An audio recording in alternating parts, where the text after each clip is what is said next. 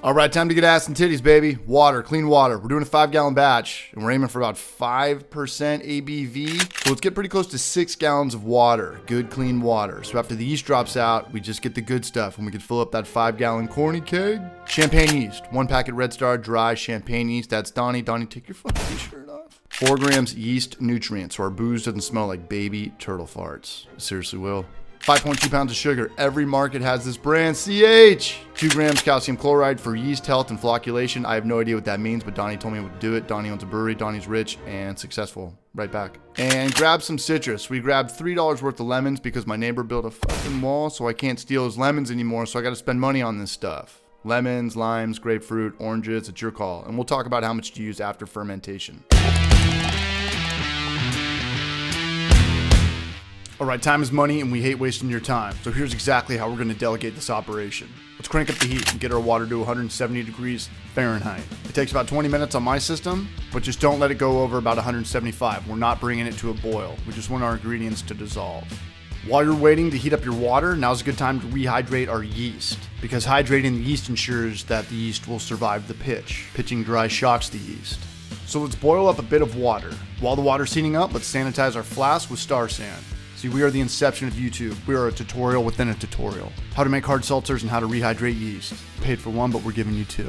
All right, now that our water's been boiled and our flask has been sanitized, let's pour about 4 or 5 ounces into our flask. But we gotta cool the water down or the hot water will kill all the yeast. Sanitize some saran wrap and cover it with a flask. I'm gonna make a little ice bath in my sink here to cool the water back down to room temp.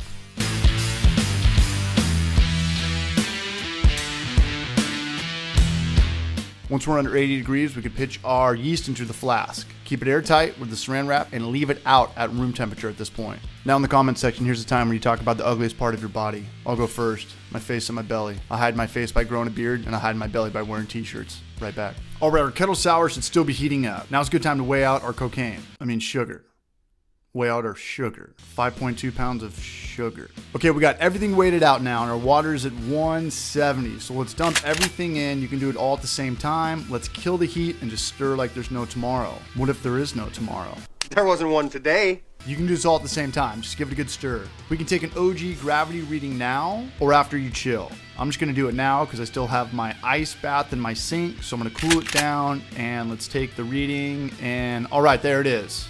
2 things about gravity readings, take them at room temperature and take them before CO2 is added. Now let's chill to 70 degrees Fahrenheit. I have a link in the description on how to cool your wort in 25 minutes if you want to watch it, but this is just kind of a quick little 10-second elevator speech. How we do, baby? All right, we're gonna rack, we're gonna sanitize, and we're going to pitch our yeast. It's a little bit warm right now where we live in Carlsbad, San Diego, Southern California, West Coast. So I'm going to temp control it to 70, and let's just take the probe and duct tape it to the carboy and set our temp control for 70, and I'm going to let it chill for a week.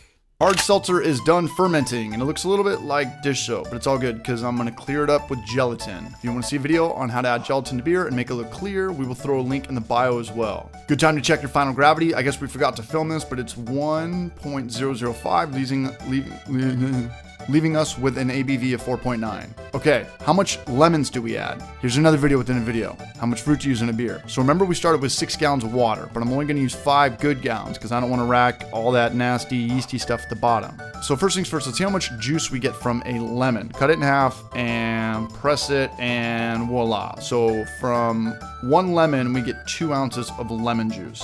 Now let's figure out how much lemon we want. So we tried 2.5 milliliters per cup. Add it to non-flavored carbonated water, and we decided that it wasn't enough. I'll do a little bit more. So we did 5 milliliters per cup, and we thought that it was perfect. It's pretty good. Is it? Yeah. So there's 80 cups in 5 gallons.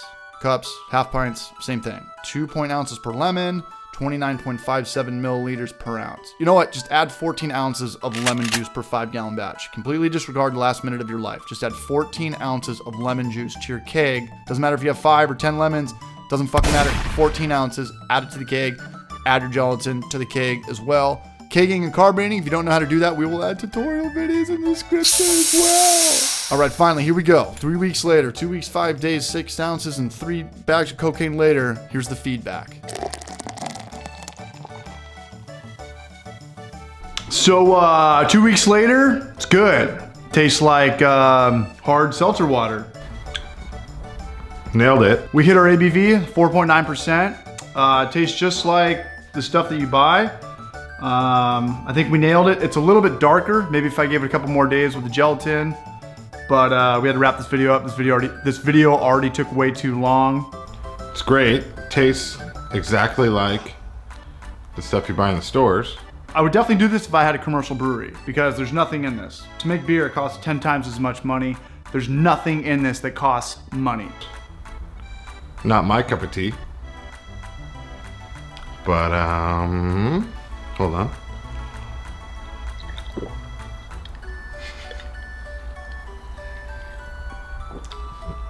Pretty good.